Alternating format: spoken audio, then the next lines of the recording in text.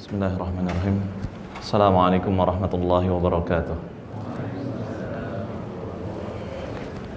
Alhamdulillahirabbil alamin wassalatu wassalamu ala asyrafil anbiya'i wal mursalin wa ala alihi wa ashabihi wa man sara ala nahjihi wastanna bi sunnatihi wa iktafa bi atharihi ila yaumi liqa'i rabbih, amma ba'd.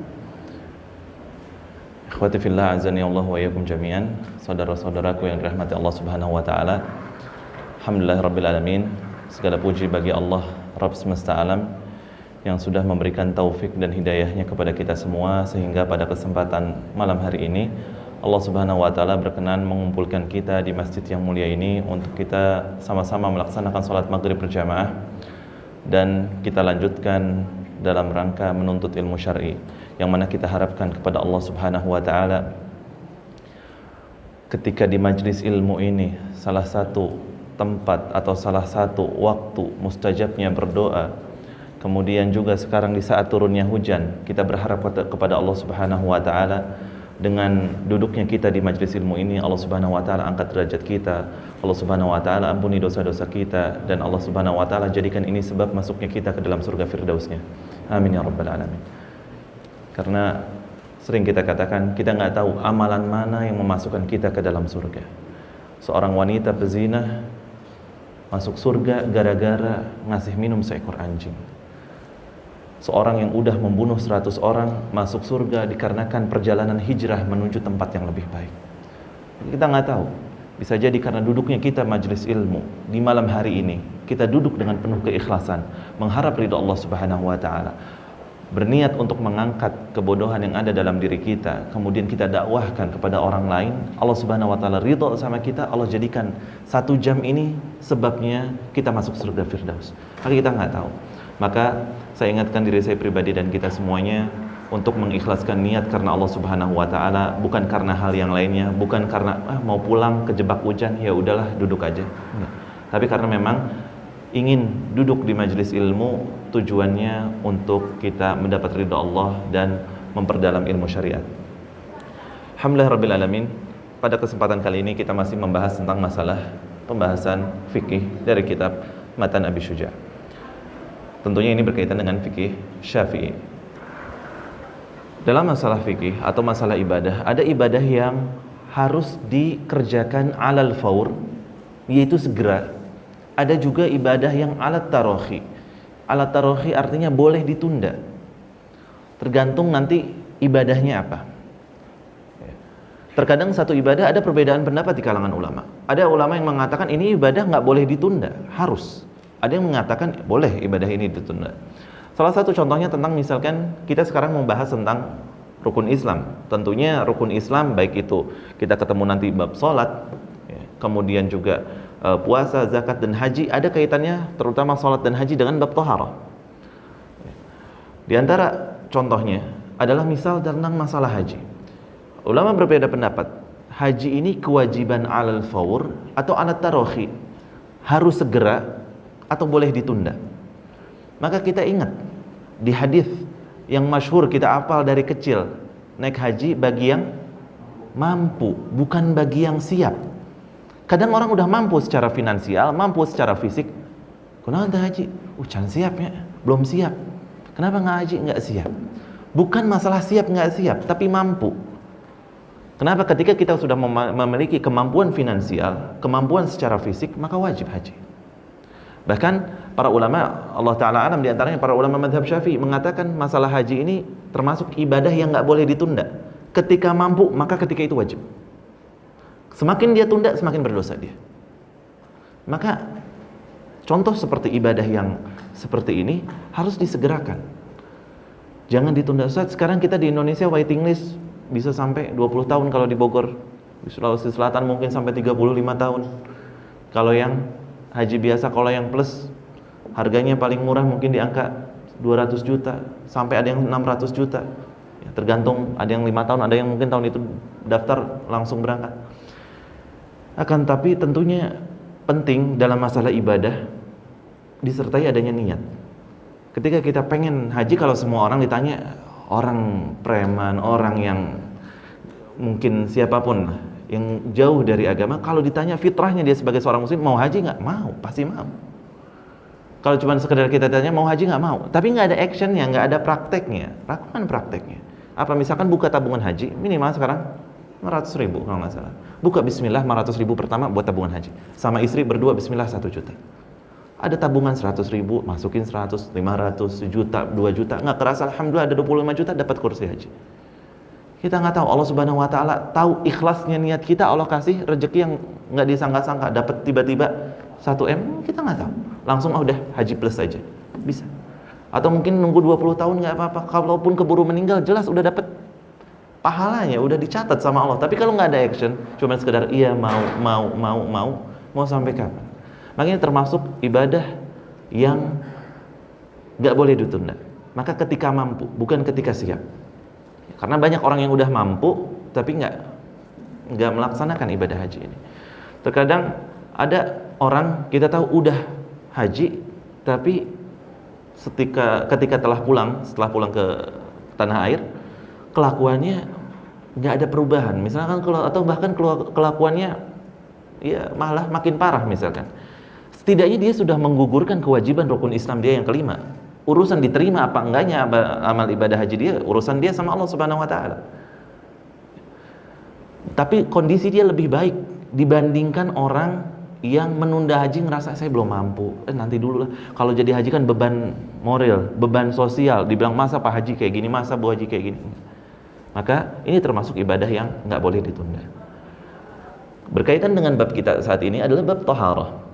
Bab toharoh juga termasuk ilmu yang darurat, ilmu yang emergensi. Kita harus tahu, nggak bisa ditunda untuk kita mengetahui ilmu tentang toharoh ini. Beda mungkin kalau kita mau ngebahas tentang masalah jinayat. Jinayat ini masalah ilmu dalam fikih, bab yang berkaitan dengan kriminal. Kalau ada orang yang misalkan ngebacok orang, apa hukumannya? Kalau misalkan ada orang yang mencuri, apa hukumannya? Bagaimana menurut 4 mazhab? Apakah setiap pencuri itu langsung dipotong tangan atau ada batasan minimal harta curian? Ini ada pembahasannya.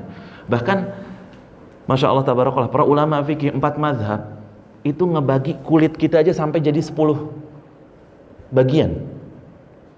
Kalau ada orang berantem sampai akhirnya lawannya kulitnya lecet, apa hukuman bagi orang yang ngelecetin temannya ini? Dia harus bayar qisasnya apa? Kalau sampai kelihatan daging sedikit, qisasnya apa? Kelihatan lagi sampai tulang apa? Sampai tulangnya bengkok kayak gimana, tulangnya patah, ada dalam 4 mazhab semua dibahas. Sedetail itu. Cuman ini kan ilmu yang terkadang nggak harus kita pelajari saat ini juga. Bolehlah kita masih untuk menunda. Makanya bab ini termasuk bab akhir-akhir dalam pembahasan fikih. Sedangkan toharah adalah ilmu yang darurat. Penting sehari-hari kita sholat, sehari-hari kita melaksanakan sholat 5 waktu minimalnya. Maka nggak lepas yang namanya toharah dari yang namanya sholat. Sholat pasti harus diawali dengan namanya toharah. Pada kesempatan yang telah lalu, alhamdulillah rabbil alamin, kita udah ngebahas tentang wudu, ya. Bagaimana tata cara wudu yang diajarkan oleh baginda Nabi SAW. Dari mulai bangun tidur, ya kan, sampai beres wudu, sampai doa wudunya sudah kita bahas pada kesempatan yang telah lalu. Ayat wudu ini di surat apa? Al-Maidah ayat yang ke-6. Masih di ayat yang sama, di Al-Maidah ayat yang ke-6, Allah Subhanahu wa taala bukan hanya menceritakan tentang wudu, akan tetapi Allah menceritakan tentang tayammum. Ini menunjukkan apa? Urgensinya sholat, urgensinya ibadah, sholat terutama. Kenapa nggak mungkin sholat seorang itu sah kalau dia nggak punya wudu? Bahkan dalam mazhab Hanafi pernah kita katakan orang yang nggak punya wudu sengaja dia sholat kufur, dianggap sebagai seorang yang riddah, murtad. Kenapa? Dia mengolok-olok agama, sengaja dia sholat dalam keadaan berhadas, baik itu hadas kecil ataupun hadas besar. Maka penting kita tahu tentang yang namanya wudu tadi. Ini berkaitan dengan taharah, dengan wudu. Kenapa di ayat yang sama Allah menurunkan ayat tentang tayammum? Karena kaitannya dengan urgensinya sholat tadi. Sholat satu-satunya ibadah yang Allah Subhanahu wa taala turunkan langsung di langit. Nabi SAW yang menjemput bola. Beliau kita tahu dalam peristiwa Isra Mi'raj yang langsung ngambil perintah sholat. berangkat dari Makkah ke Palestina, kemudian naik ke langit ke Sidratul Muntaha, kemudian mendapatkan perintah sholat yang 5 waktu. Ada negosiasi dari 50 waktu jadi 5 waktu. Intinya ibadah yang sangat agung. Maka ibadah yang sangat agung ini sampai penerimaan syariatnya aja beda sama syariat-syariat yang lain yang turunnya di muka bumi. Maka sholat, orang yang nggak bisa berdiri, duduk. Nggak bisa duduk, ya dia tiduran. Orang yang safar nggak bisa sholatnya on time, dia boleh menjama. Orang yang safar, dia boleh qasar. Kemudian orang yang sakit nggak bisa kena air, dia boleh tayamum. Saking apa? Sholat nggak ada toleransi dalam masalah sholat. Lain halnya kalau misalkan masalah puasa. Orang nggak bisa puasa, bisa nanti diqadha. Atau orang misalkan ketika nggak mampu untuk puasa, udah tua, bisa bayar fidyah. Zakat bagi yang hartanya berlebih, hartanya nggak berlebih, dia nggak wajib zakat. Haji bagi yang mampu, bagi yang nggak mampu, dia nggak wajib haji. Ibadah lain ada toleransi, beda sama sholat nggak ada toleransi. Wajib untuk melaksanakan sholat. Makanya heran ya, terkadang kita di masyarakat kita nih ada istilah, Masya Allah dia rajin ya sholatnya. Ya, sholat bukan sesuatu yang ketika orang rajin maksudnya menjadi satu prestasi. Lah emang itu kewajiban.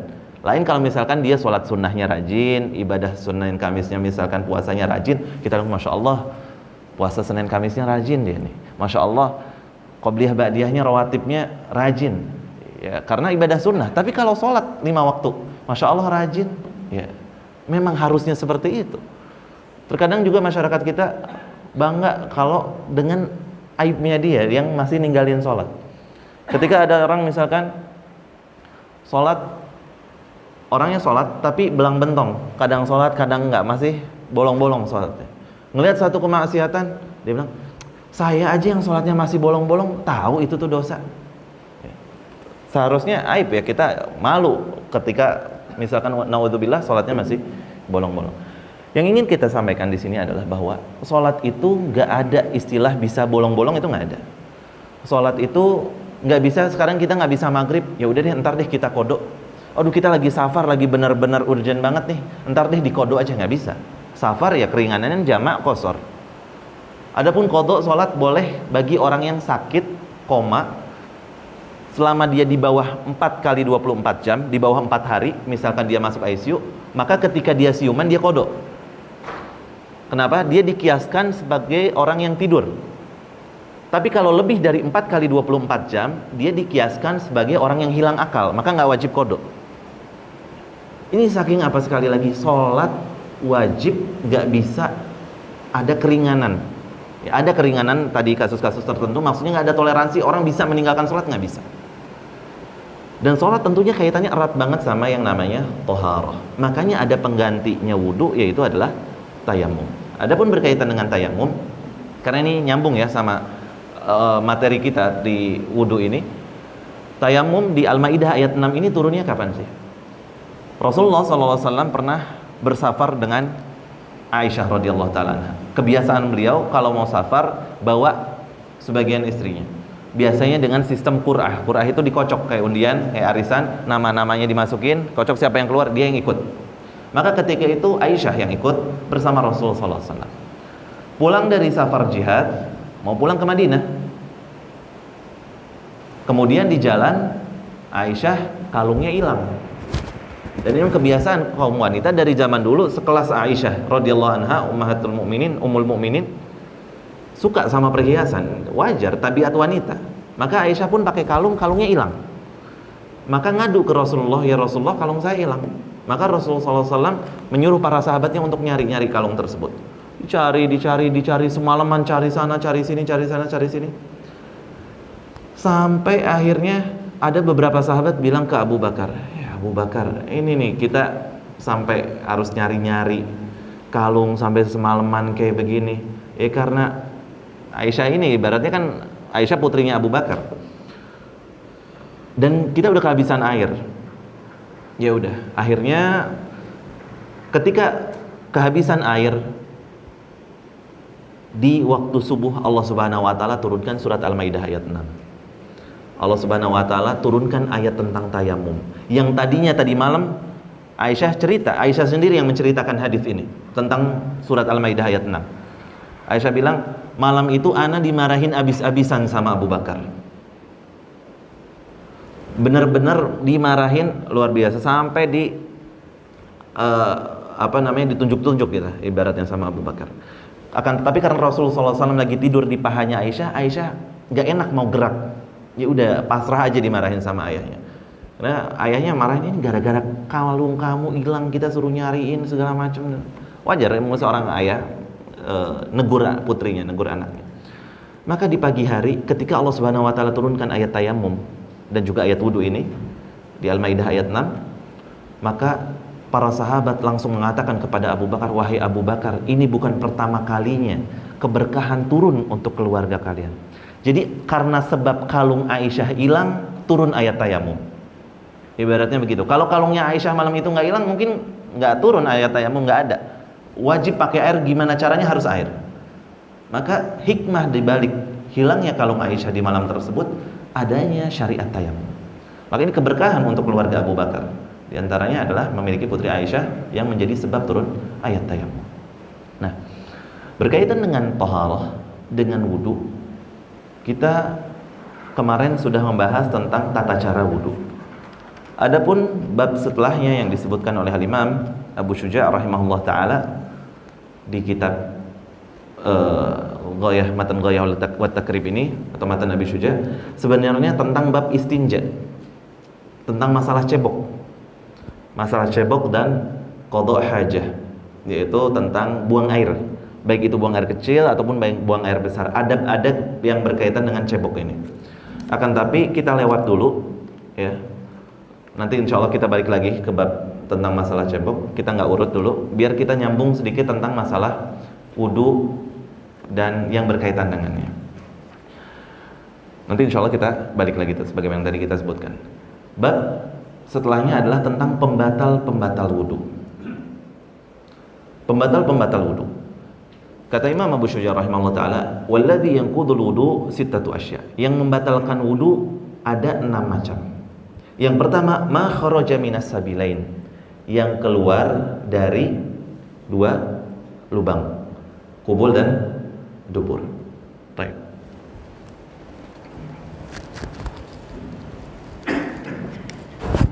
Yang keluar dari 2 lubang, kubul dan dubur.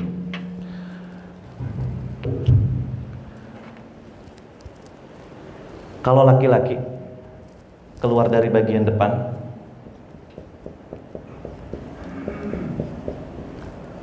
apa aja? Yang pertama, air kencing tentunya.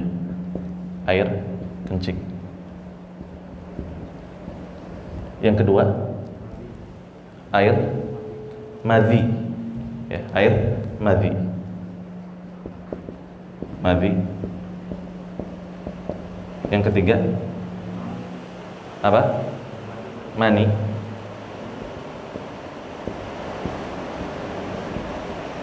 Udah 3, ada lagi? Hah? Yang keempat apa? Wadi ya? Nah, kalau belakang pasti sama ya. Mohon maaf, buang angin atau kentut dan juga buang air besar. Jelas kalau dari belakang mau laki mau perempuan nggak ada bedanya. Kalau sekarang kalau yang keluar dari kemaluan wanita, air kencing ada? Air kencing sama lah ya maksudnya ya, air kencing sama. Kemudian madhi, wanita punya madhi nggak? Wanita punya madhi nggak? Hah? Punya apa nggak?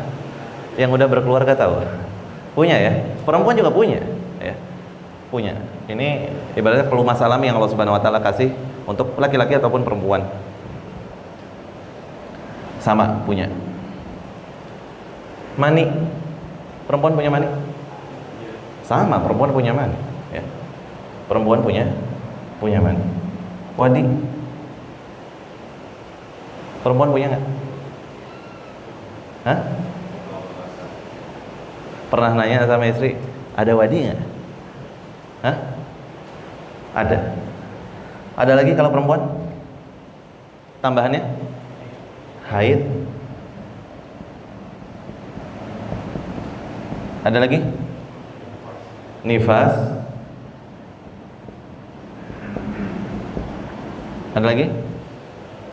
Hah? Istihadah. Istihadah. Oke. Perempuan lebih banyak daripada laki-laki. Air kencing, najis atau bukan? Jelas. Air kencing najis, ya.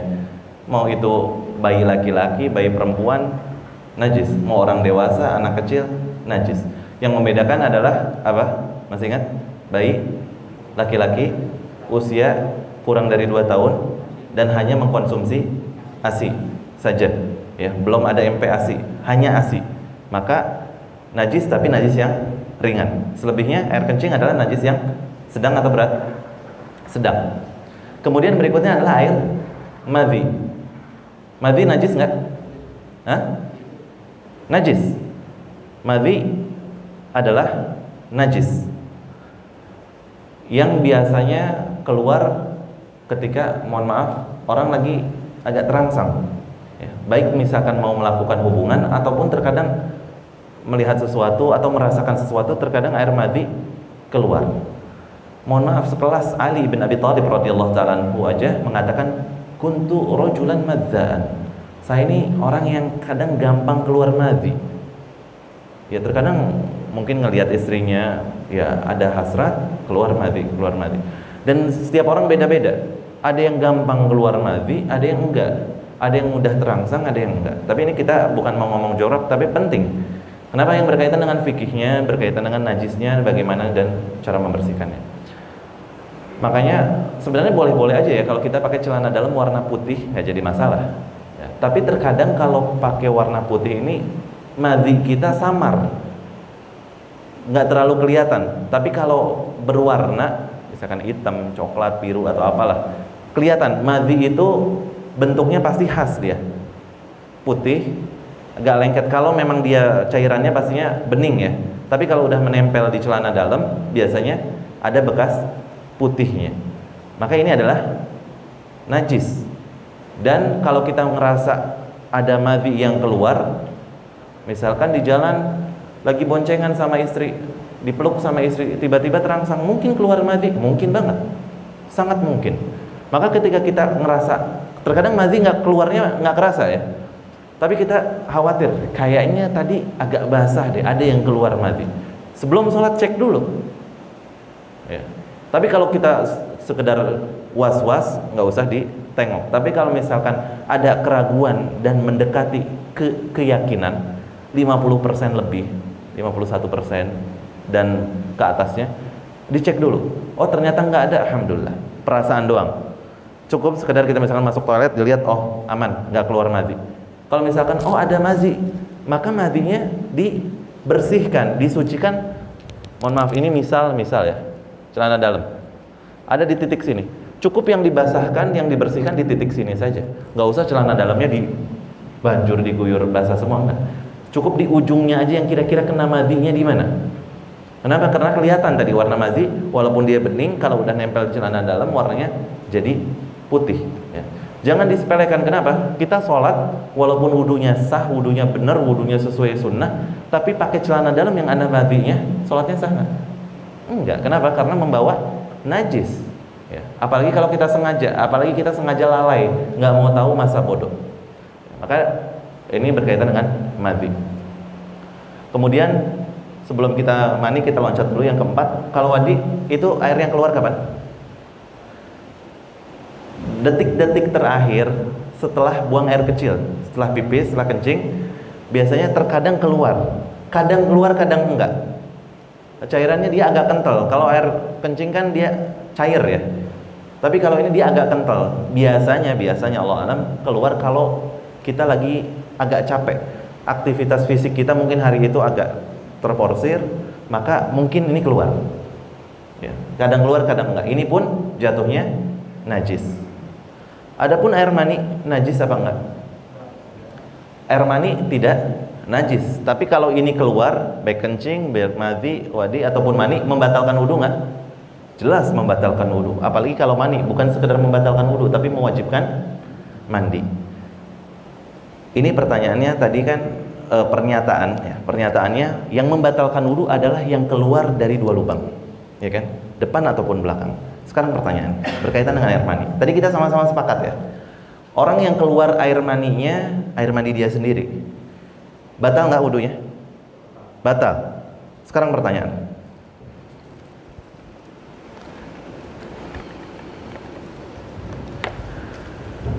Ini bagi yang udah menikah mungkin sering terjadi. Bagi yang belum menikah, nggak usah nge-fly, tapi buat edukasi ya, penting secara hukum fikihnya.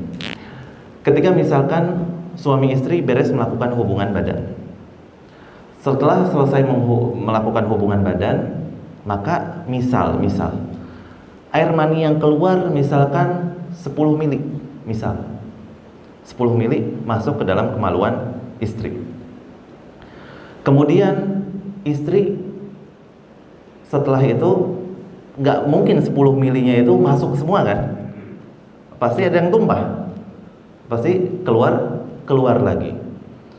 Keluar laginya kadang langsung, makanya sering ganti spray biasanya kalau pengantin baru ya. Kenapa? Karena mungkin keluar laginya tadi itu. Tapi ini diantara hikmahnya mani itu nggak najis, walaupun kena spray, kemudian spraynya dipakai belum diganti, kita sholat misalkan pakai sarung atau pakai kaos yang terkena spray ada maninya, dan maninya misalkan masih basah, kemudian kita pakai sholat lagi, sah apa enggak? Sah. Ini diantara hikmah mani itu nggak najis. Kenapa? Karena mani itu sifatnya kalaupun sudah masuk ke dalam kemaluan wanita bisa tumpah lagi, keluar lagi. Terkadang keluarnya langsung di kasur, dan nggak mungkin misalkan apalagi musim hujan orang ganti spray terus setiap hari. Mungkin 2 hari sekali, 3 hari sekali, masih ada sisanya. Maka mani tidak najis. Ini diantara hikmahnya. Kemudian istri misalkan udah ada keluar dari 10 mili tadi, 1 mili masuk, 9 mili keluar. Tapi 9 milinya nih keluarnya nggak langsung. Ketika beres berhubungan keluar 3 mili. Istri jalan ke kamar mandi, dibersihkan, istinja atau cebok. Habis itu mandi besar. Habis mandi besar, istri kita sholat, misalkan sholat subuh, beres sholat subuh, sholat syuruk, kemudian sempat baca Al-Quran, sholat duha.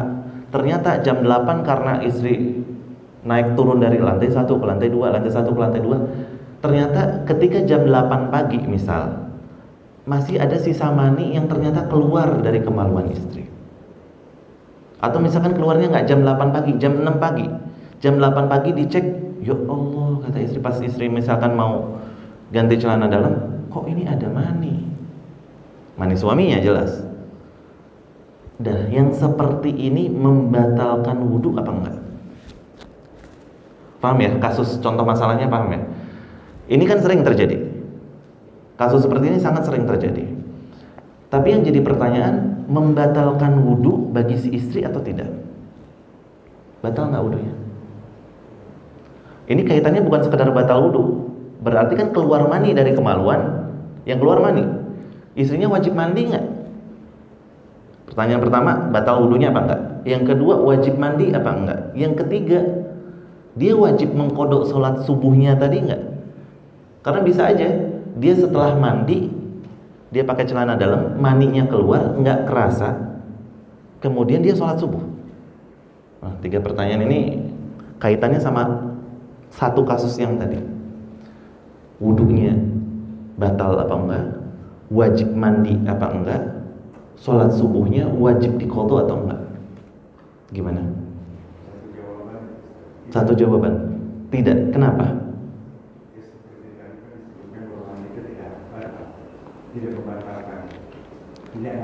Tidak najis. Oke, kita sepakat mani tidak najis. Tapi mani kan yang menjadi sebab, di sini disebutkan ma kharaja minasabilain, yang keluar dari 2 lubang. Lubang depan maupun belakang. Jelas ini keluar dari lubang, dari kemaluan istri. Dan mani bahkan yang mewajibkan mandi. Beda kalau sama kencing, madhi, wadi tadi hanya berhadas kecil kita. Tapi mani hadas kecil atau besar? Besar. Maka Jawabannya Allah alam, tidak. Betul tadi jawabannya tidak wajib mandi, tidak membatalkan wudhu, dan tidak harus mengqadha. Kenapa? Karena yang pertama ini bukan mandinya istri, ya kan? Memang keluar dari kemaluan dia, tapi bukan maninya dia, ya. Mani yang tersisa yang udah masuk akhirnya keluar. Kemudian dia bukan keluar maninya, mohon maaf, bukan karena syahwat, ya keluar sisa yang ada aja. Beda ketika memang hubungan, ketika malam misalkan berhubungan suami istri, istri keluar maninya karena ada syahwat. Tapi kalau ini enggak, keluar mani memang sisa yang ada tadi di dalam tadi, maka tidak membatalkan wudhu dan juga tidak menjadikan dia wajib mandi. Kenapa? Karena bukan maninya dia. Kalau maninya dia wajib mandi. Ya. Waliyadzubillah, misal waliyadzubillah, nauzubillah, ada wanita masturbasi, baik itu laki-laki atau wanita yang ketika masturbasi ya melakukan onani, maka wajib mandi. Ya, terlepas dari jelas itu adalah suatu perbuatan yang diharamkan oleh Allah Subhanahu wa taala, itu perbuatan dosa, tapi wajib mandi apa enggak? Wajib mandi. Kenapa? Karena keluar mani. Dan disebutkan keluarnya wa fihi ladzah, ada rasa nikmat, ada rasa lezat ketika keluarnya, sedangkan ini enggak. Keluarnya ya memang sisanya.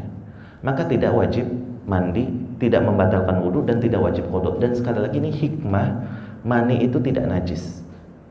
Misalkan tadi maninya keluar sebelum istri sholat subuh, nempel di celana dalamnya, dicek jam 8 pas mau ganti celana dalam, oh ini ada mani suaminya, udah kering, berarti keluarnya udah lama.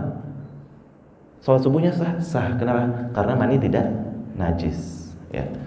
Jadi ini yang normal keluar dari milik kita sendiri. Persis ibaratnya kalau kita lagi puasa, air kita masukin kumur-kumur, kita keluar lagi, batal nggak wudunya? Enggak, ya kan? Kenapa? Karena airnya bukan berasal dari luar, tapi kita keluarkan lagi. Persis kayak tadi maninya laki-laki masuk ke kemaluan wanita, kemudian dia keluar lagi, maka tidak membatalkan wudu. Allah Ta'ala a'lam. Yang berikutnya haid. Nanti kita akan ada khusus pembahasan haid. Ini lumayan agak panjang pembahasan masalah haid. Kemarin kita pernah bahas sekelas Imam Ahmad bin Hanbal aja yang hafal 1 juta hadis, khusus belajar bab haid 8 tahun. Khusus bab haid doang. Kenapa ribet bab haid ini? Ada minimal haid, ada maksimal haid, ciri-ciri darah haid, warnanya gimana, baunya gimana, kadar kekentalannya gimana. Ini ada pembahasannya. Kenapa? Kaitannya nanti sama sholat. Kalau misalkan ciri-ciri yang keluar bukan ciri-ciri haid, berarti istihadah. Istihadah itu darah penyakit. Maka ketika yang keluar istihadah, walaupun keluar darah dari kemaluan wanita, tetap wajib sholat. Jangan suaminya bilang, oh ada darahnya, udah nggak usah sholat. Enggak, wajib sholat. Kenapa? Ciri-cirinya bukan ciri-ciri haid. Karena haid itu punya ciri-ciri khusus, beda dengan istihadah si darah penyakit. Jadi nggak setiap ada darah itu dihukumi haid. Darah keluar dari kemaluan wanita, oh ini pasti haid, nggak usah sholat. Enggak. Kalau istihadah tetap wajib sholat. Nifas ini berkaitan dengan orang yang setelah melahirkan, ya. Simpelnya nanti kita akan membahas secara khusus. Haid itu minimal kata para ulama, minimalnya 1 hari, maksimal 15 hari. Rata-rata wanita 7-8 hari rata-rata, ya. Kemudian nifas minimal sesaat, maksimal ada yang mengatakan 40 hari, ada yang mengatakan 60 hari. Ya, mungkin ada perempuan 28 hari udah beres, 30 hari udah beres, tergantung kondisi orang, tiap orang beda-beda. Adapun istihadah ini darah penyakit. Maka ketika misal perempuan keluar darah dari kemaluannya di hari ke-16, udah pasti istihadah. Pasti istihadah. Maka di hari ke-16 walaupun keluar darah, dia wajib sholat, wajib puasa kalau di bulan Ramadan. Kenapa? Karena maksimalnya tadi 15 hari. Kalau udah lebih dari 15, dia udah pasti istihadah. Di bawah 15, selama ciri-cirinya masih darah haid, warnanya agak kehitaman, baunya agak busuk, kemudian dia lebih agak kental, maka haid. Warnanya lebih cerah, kemerahan, nggak terlalu bau, kemudian cair, maka istihadah. Nanti insya Allah ada babnya khusus, kita akan membahas tentang masalah haid, nifas, dan istihadah. Intinya kita akan pelajari sekarang adalah ini yang membatalkan wudhu. Ini untuk laki-laki, 7 untuk wanita. yang membatalkan wudhu karena ini keluar dari dua lubang. Ini lubang depan, adapun lubang belakang sama ya. Kentut mau itu yang bunyi, mau itu yang nggak bunyi, tetap membatalkan wudhu. Mau itu kentutnya cuman tek sedikit, mau kentutnya gede, mau kentutnya lama, mau kentutnya berirama, nggak berirama, tetap jelas membatalkan wudhu. Kemudian yang berikutnya, an-naum ala ghair hay'ah mutamakkin. Tidur yang kita nggak bisa ngontrol. Terkadang anak-anak sih biasanya, atau mungkin orang dewasa juga kadang kalau sholat Jumat waktu sebagai sebagian orang paling enak untuk tidur pas imam lagi khutbah, nikmat tidur sebagian orang ya. Ada yang ini waktu paling enak banget ya. Apalagi angin sepoi-sepoi, terus suara khotibnya kecil ya, udah enak buat tidur. Ini berkaitan dengan tidur. Atau misalkan orang sholat subuh di bulan Ramadan, malamnya habis i'tikaf, misalkan Masya Allah habis sholat qiyamul lail, habis sahur segala macam, nunggu azan subuh ngantuk, atau nunggu syuruk ngantuk ya. Nah, ngantuk yang seperti apa sih yang membatalkan wudhu? Ngantuk nggak membatalkan wudhu, tidur yang membatalkan. Tidur kalau nyender batal wudhunya. Tidur kalau tiduran jelas benar-benar terlentang batal. Tengkurap, tidur samping kanan, tidur samping kiri, batal. Nyender ke tiang, nyender ke tembok, ke kursi, batal. Tapi kalau tidur yang kita nggak nyender, cuman sekedar, kalau kata orang Sunda, nundutan ya, gini aja, gitu, itu tidak membatalkan wudhu. Kalau sekedar tidur gini, terus kita kesadar, berarti kita masih bisa mengontrol badan kita. Tapi kalau ada kadang orang tidur duduk nggak nyender, gini, tapi dia ngorok, gitu misalkan. Tidur, mungkin. Maka ini batal wudhunya. Kenapa? Dia udah nggak bisa kontrol lagi diri dia. Kenapa? Orang yang ngorok kan nggak sadar. Ketika dia nggak sadar, berarti dia nggak bisa kontrol diri dia. Atau ada kadang orang yang tidur, tapi sampai kayak sujud gitu. Duduk tapi sampai nempel kepalanya ke ke tanah, ke sajadah, ke lantai. Ini pun berarti dia udah nggak bisa kontrol. Ini membatalkan wudhu. Jadi disebutkan tidur yang ala hay'ah ghair mutamakkin, yang dia nggak bisa kontrol diri. Tapi kalau sekedar begitu tadi kita bilang tidak membatalkan wudhu, karena ini pun terjadi di antara para sahabat. Ya, pernah nungguin sholat, Nabi SAW belum datang, mereka sampai ngantuk. Yutaqti'una ru'usahum, mereka sampai begini-begini, maka nggak batal wudhunya. Ya. Kenapa? Karena masih bisa ngontrol tadi. Kemudian yang berikutnya, yang ketiga yang membatalkan wudhu adalah hilangnya akal karena mabuk ataupun karena sakit ya, pingsan, ataupun orang misalkan minum khamr. Orang minum khamr membatalkan wudhu. Kenapa? Karena dia hilang akal, dia nggak sadar apa yang terjadi. Mungkin dia kentut, mungkin dia melakukan pembatal wudhu, tapi dia nggak sadar. Ataupun orang pingsan, ya jelas dia juga hilang akalnya, nggak sadar apa yang terjadi ketika dia pingsan. Yang berikutnya, yang keempat, yaitu bersentuhan antara laki-laki dan perempuan yang bukan mahram. Kita udah pernah ngebahas ya, ini waktu kesempatan yang awal-awal. Intinya kalau dalam mazhab Syafi'i memang membatalkan wudhu, bersentuhan laki-laki dan perempuan, tapi Allah alam pendapat yang kuat tidak membatalkan wudhu. Kita udah bahas. Kemudian yang berikutnya adalah menyentuh kemaluan.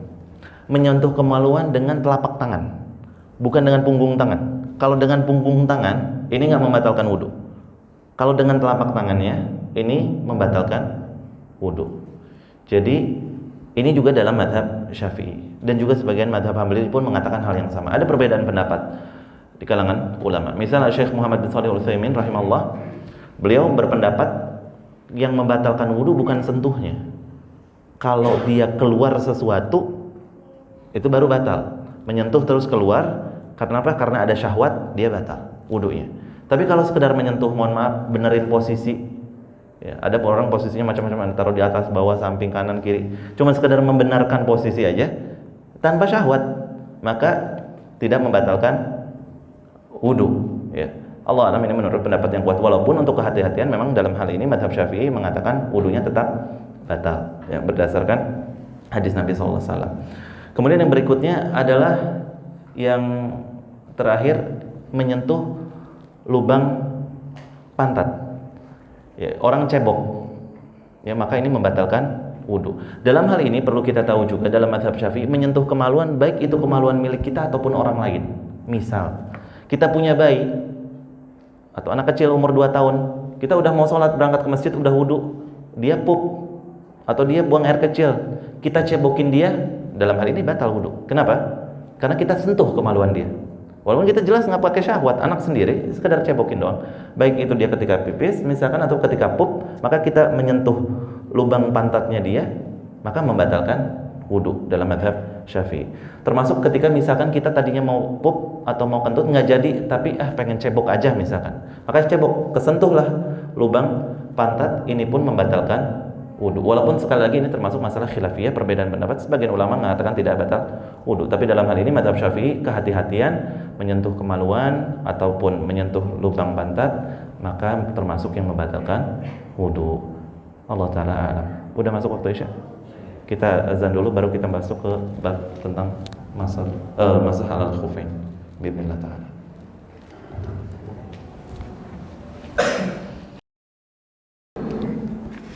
Bismillahirrahmanirrahim. Kita lanjutkan ke pembahasan kita. Tadi kita sudah selesai membahas tentang yang membatalkan wudu.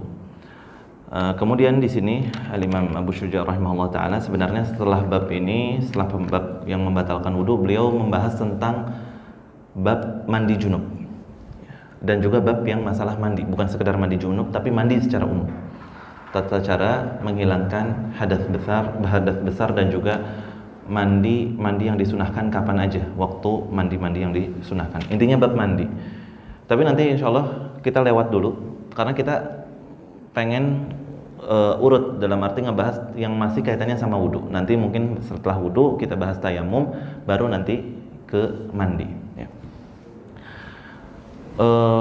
Pembahasan yang akan kita bahas pada kesempatan kali ini yaitu tentang bab masah alal khufain, yaitu bab membasuh di atas sepatu ataupun kaos kaki.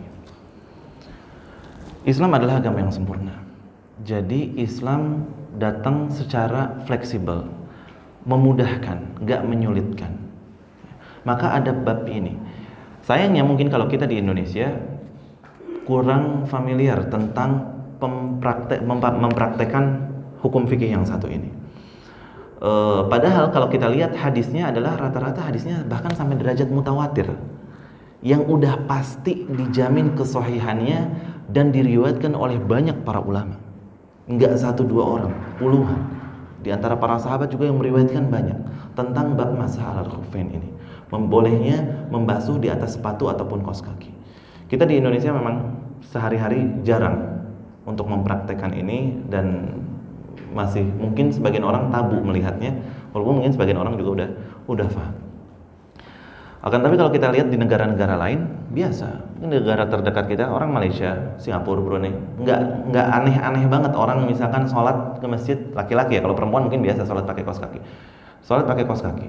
Di sini orang walaupun pakai sepatu, misalkan kaos kakinya baru banget ganti tadi, misalkan masih bersih, masih wangi, masih bagus, tapi ya kebiasaannya, urfnya ya udah lepas sepatu, lepas kaos kaki, wudu, terus ke masjid. Padahal boleh-boleh aja dia ketika wudu nggak usah dilepas kaos kakinya atau nggak usah dilepas sepatunya, cukup dibasuh di atasnya dan sholatnya pakai sepatu atau pakai kaos kaki, boleh-boleh saja. Kenapa? Hadisnya mutawatir. 4 mazhab nggak ada beda pendapat dalam hal ini, ijma bahwa ini adalah satu yang disyariatkan. Hanya ada perbedaan pendapat nanti untuk hitungan kapan start mulainya aja. Yang lainnya ijma. Ini diantara kemudahan agama Islam. Terutama tadi kalau di negara-negara yang iklimnya beda sama kita. Kalau di Indonesia kita iklim tropis, nggak dingin-dingin banget. Tapi mungkin kalau kita lagi naik gunung atau ke sebagian daerah, kita ke Dieng misalkan, kemana yang benar-benar dingin, butuh hukum ini. Fikih ini kepake banget. Kalau kita lihat di Timur Tengah, di Arab Saudi atau mungkin di Eropa, di Amerika, di Australia, di mana hukum masah alal khufain ini dipraktekkan kehidupan mereka sehari-hari. Maka bahkan sebagian ulama, banyak ya, para ulama menyebutkan kalau kita lagi pakai kaos kaki atau pakai sepatu, kalau dibilang boleh nggak kita lepas sepatunya atau kaos kakinya, kemudian kita wudhu dengan membasahkan kaki, boleh. Tapi kalau dibilang afdol dilepas apa? Enggak dilepas. Afdolnya ya. Cuman terkadang kita ngelihat sikon kalau di Indonesia, apalagi misalkan masjidnya agak di kampung, orang belum ngerti hukumnya, takut jadi aneh. Tapi kalau misalkan di kota, mungkin orang yang udah banyak teredukasi, ya mungkin nggak jadi hal yang tabu. Berkaitan dengan hal ini, yaitu ada syaratnya ketika bolehnya membasuh di atas sepatu ataupun di atas kaos kaki. Syaratnya apa aja? Syaratnya yaitu pertama tentunya kita harus wudu dulu dengan wudu yang normal. Wudu persis dari mulai telapak tangan, kumur-kumur, hidung, wajah, tangan kanan, kiri, kepala, kemudian telinga, kaki kanan, kaki kirinya dicuci dengan air seperti biasa. Nggak ada bedanya, dicuci seperti biasa, normalnya kita wudu lah. Nah, kemudian setelah itu baru kita pakai si sepatunya atau si pakai kaos kakinya. Adapun ketika kita wudhu, misal kita basuh kaki kanan, beres kaki kanan kita pakai kaos kaki kanan misalkan. Habis itu kita basuh kaki kiri, habis itu kita pakai kaos kaki kiri. Banyak ulama mengatakan seperti ini nggak bisa nantinya untuk mempraktekkan hukum ini. Jadi kaki kanan beres, kaki kiri dulu beres, baru silahkan pakai kaos kaki. Jangan kaki kanan, habis itu pakai kaos kaki kanan, kaki kiri pakai kaos kaki kiri. Tapi beresin dulu kanan kiri, kanan beres, kiri beres, baru kita boleh pakai si kaos kaki tadi. Jadi syarat yang pertama adalah harus punya wudu, harus sudah wudu dulu dengan wudu yang normal. Kemudian yang kedua adalah si kaos kakinya itu harus menutupi anggota wudu, yaitu minimal menutupi mata kaki. Kan sekarang banyak ya anak-anak muda terutama pakai kaos kaki yang di bawah mata kaki, kaos kaki yang pendek banget. Ya hukumnya boleh nggak pakai itu? Ya boleh-boleh aja, hukumnya mubah, nggak jadi masalah pakai itu. Cuman nggak bisa mempraktekkan hukum ini. Kenapa? Karena dia masih mudah untuk dilepas, mudah untuk dibuka, dan tidak menutupi anggota wudu. Jadi minimal kalau mau mempraktekkan hukum fikih ini, kaos kakinya harus menutupi mata kaki. Ya, minimal, maksimalnya terserah mau panjang, mau kayak kaos kaki bola, nggak jadi masalah. Yang penting minimalnya si anggota wudu yaitu sampai mata kaki dia harus tertutup. Kemudian yang syarat yang berikutnya mungkin dia jalan dengan keduanya. Maksudnya apa? Bukan yang merosot. Misalkan kaos kakinya udah nggak kenceng lagi gitu, karetnya udah nggak pakem lagi, dia yang merosot sampai akhirnya terkadang kalau dipakai jalan mata kakinya kelihatan. Ini nggak sah untuk mempraktekkan ini. Jadi kalau dipakai jalan tetap walaupun dia merosot nggak masalah. Yang penting ketika pun dia merosot si mata kaki tetap tertutup, mata kakinya tetap dalam kondisi tertutup. Ya, jadi syaratnya, bismillah.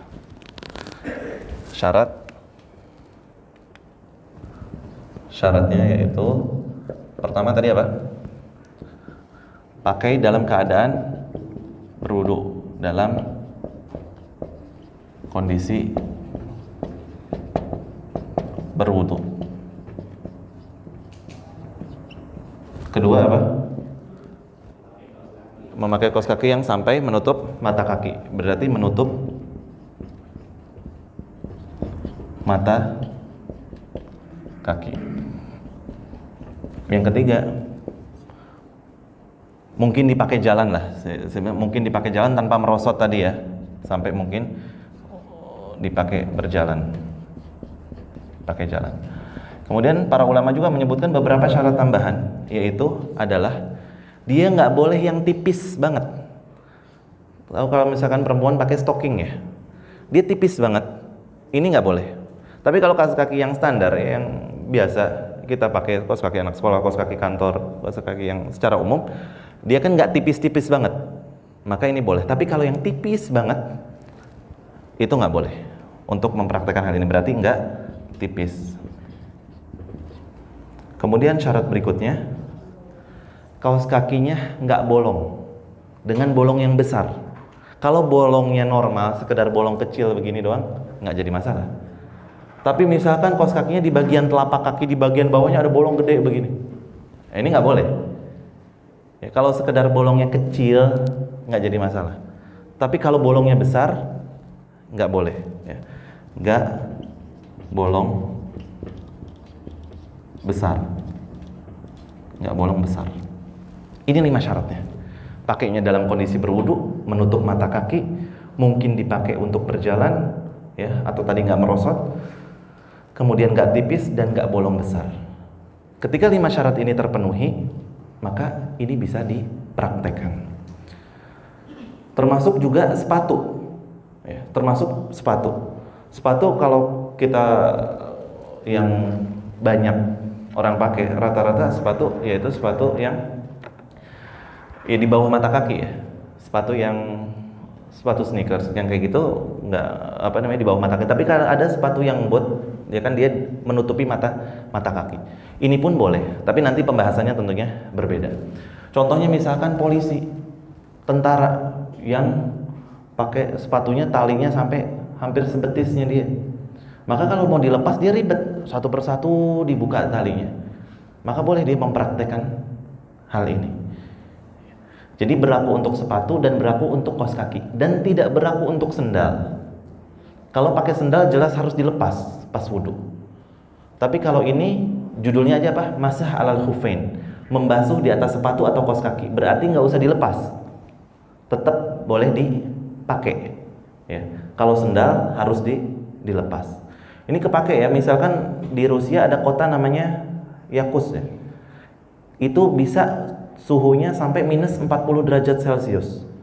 Ini hukum ini kepake banget. Orang lagi misalkan di Jepang, lagi di negara yang turun salju, misalkan bisa di bawah 0 derajat, hukum ini sangat penting, sangat kepake. Di Saudi kalau lagi musim dingin, di Madinah bisa sampai 7 derajat, di Riyadh, di Tabuk mungkin bisa sampai 0 derajat. Hukum ini kepake banget tentang masalah halal khuffain. Ya. Nah, ini tadi kita udah tahu tentang syarat-syaratnya. Adapun hal ini bedanya kalau orang yang mukim sama yang safar beda. Mukim dia batasannya 1 kali 24 jam. Batas maksimal. Kalau yang musafir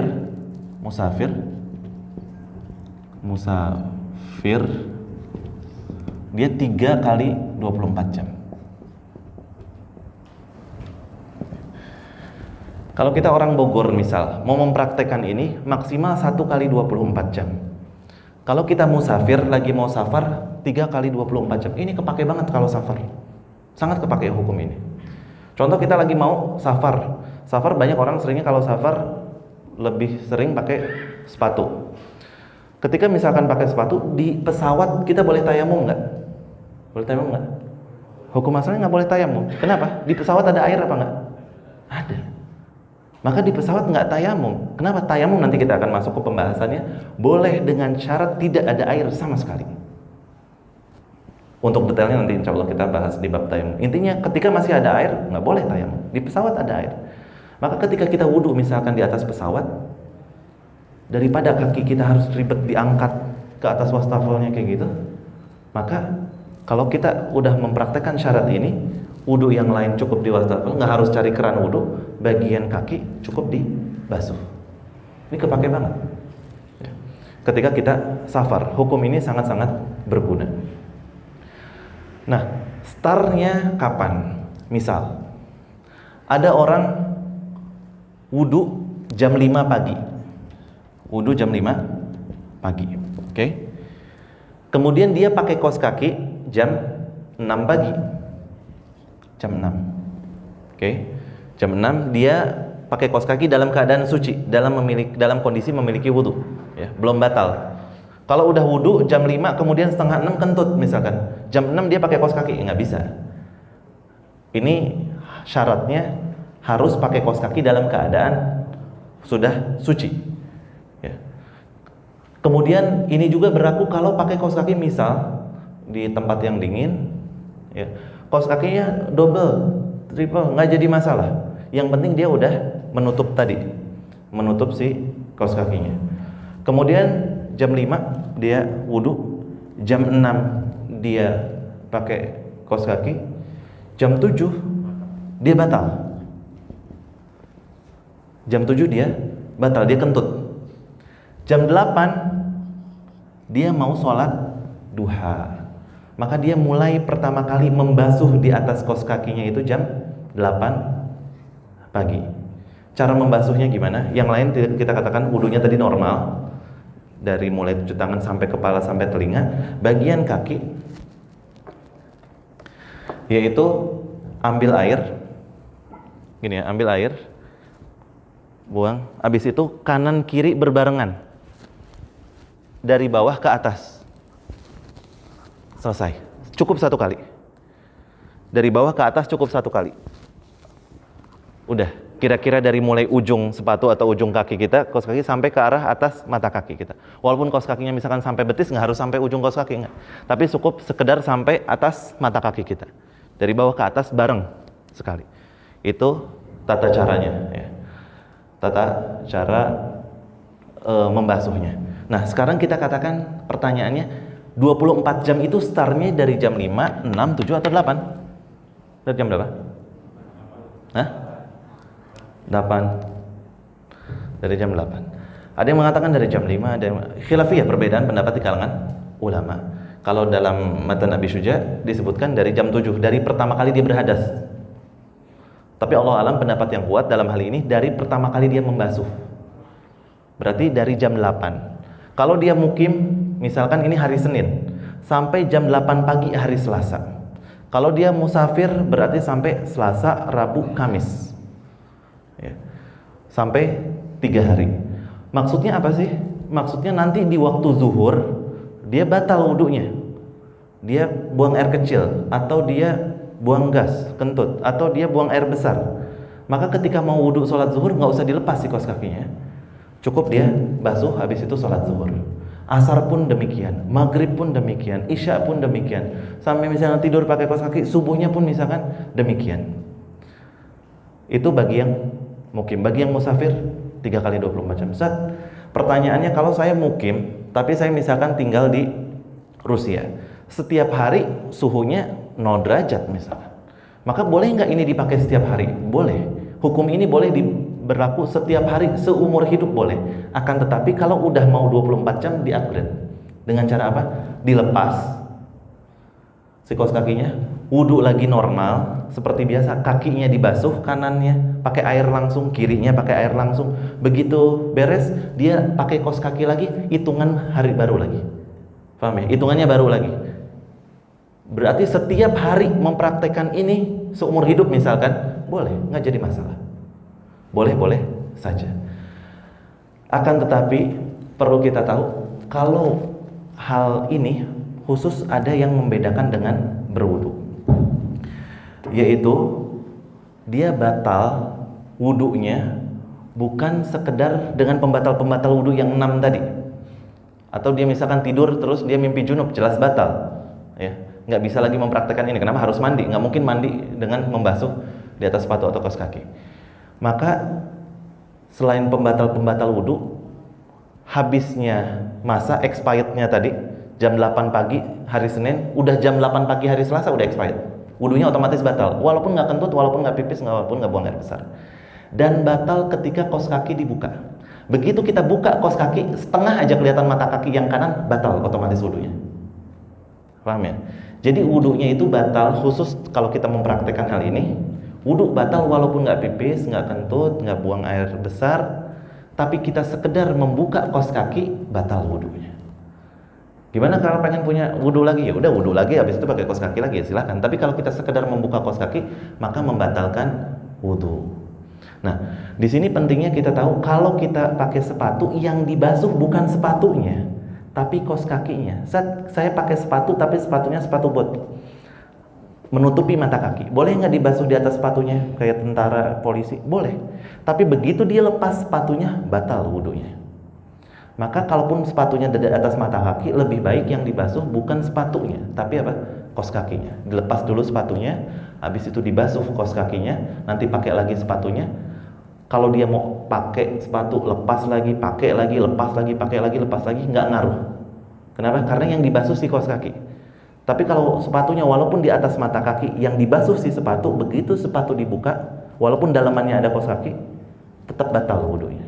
Jadi yang dibasuh adalah si kaos kakinya, bukan si sepatunya dalam masalah ini ya. Itu 5 syaratnya, waktunya seperti itu, kemudian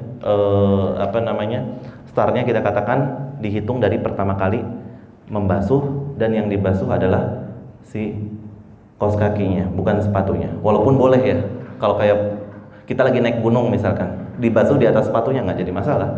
Sholat asalkan sholatnya pakai sepatu, karena kan kita nggak mungkin, kalau di gunung mungkin sholat pakai sepatu, tapi kalau kita di masjid jelas dilepas sepatunya, hanya pakai kaos kaki aja, maka yang dibasuh adalah kaos kakinya. Allah Ta'ala a'lam bishawab. Mungkin ini aja pembahasan kita pada kesempatan malam hari ini berkaitan dengan masalah pembatal wudu dan juga berkaitan dengan masalah masah alal khuffain atau membasuh di atas sepatu dan kaos kaki. Yang ini adalah merupakan keringanan dalam syariat Islam, yang mana di sini pun boleh kaitannya kalau perempuan yang pakai jilbab terkadang wudu di tempat yang kurang tertutup, maka perempuan pun boleh membasuh di atas kepalanya tanpa harus melepas jilbabnya. Dikiaskan dengan hal ini pun boleh. Begitu juga orang yang tangannya diperban misalkan, digips, dikiaskan dengan hal ini, boleh sekedar dibasuh. Bukan berarti kalau orang digips itu boleh tayamum, enggak. Wudunya normal, cuman bagian yang digipsnya diusap. Ya, tetap harus diusap karena nggak mungkin dibasahkan. Allah Ta'ala alam, semoga apa yang kita pelajari bermanfaat. Wassallallahu wasallam ala nabiyina Muhammad. Kalau ada pertanyaan silakan. Nah, tentang wudu. ya. Di bagian yang mau dilepas Ya.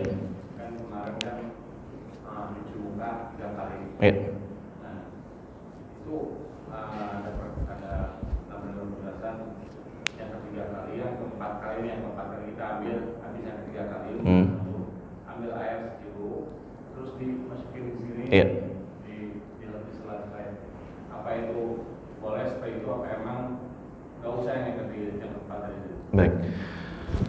Di sini sebenarnya dibahas dalam matan Abi Syuja takhlil lihyah al-kathah, yaitu menyela-nyela jenggot yang lebat tapi nggak jatuh sampai ke derajat wajib, sunnah. Berarti memang boleh dan dianjurkan. Jadi ketika wudu, habis itu boleh ketika sambil wudu sambil di kesini. Jadi ketika wudu barengan, ketika wajah sambil ke jenggot.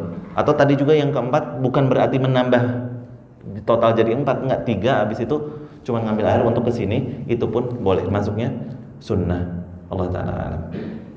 Ada lagi pertanyaan?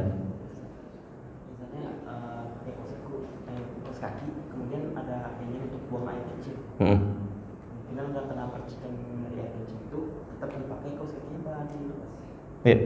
Kalau misalkan kencing, kita bisa yakin nggak kena percikan, terutama biasanya kalau klosetnya duduk ya. Kloset duduk, insya Allah nggak mempengaruhi si kaos kaki kita. Kenapa? Karena kita duduk, ya udah di bawah nggak bakal kena percikan. Tapi kalau kloset jongkok mungkin kena percikan, mungkin mohon maaf ngangkangnya agak gede gitu kalau misalkan nggak mau dilepas, atau kalau misalkan terpaksa harus berdiri ya, terlepas dari hukumnya makruh ya, maka insya Allah nggak kena percikan untuk kaos kaki. Jadi kalau kita yakin nggak kena percikan, maka hukum ini boleh kita praktekkan. Nah, ada lagi pertanyaan? Atau kalau sudah kita tutup? Baik, semoga apa yang kita ada pertanyaan? Nggak? Oke. Semoga apa yang kita pelajari dapat bermanfaat dan ilmu ini bisa kita terima dan juga bisa kita dakwahkan dan juga bisa kita praktekkan. Tentunya melihat sikon ya, apalagi tentang hal ini. Terkadang sebagian orang mungkin asing, tapi terutama ketika safar, hal ini sangat bermanfaat untuk memudahkan kita, atau ketika kita di tempat yang dingin, ini juga sangat bermanfaat hukum fikih ini. Kita tutup dengan doa kafaratul majlis. Subhanakallahumma wa bihamdika asyhadu an la ilaha illa anta astaghfiruka wa atubu ilaik. Wassallallahu ala nabiyyina Muhammad. Assalamualaikum warahmatullahi wabarakatuh.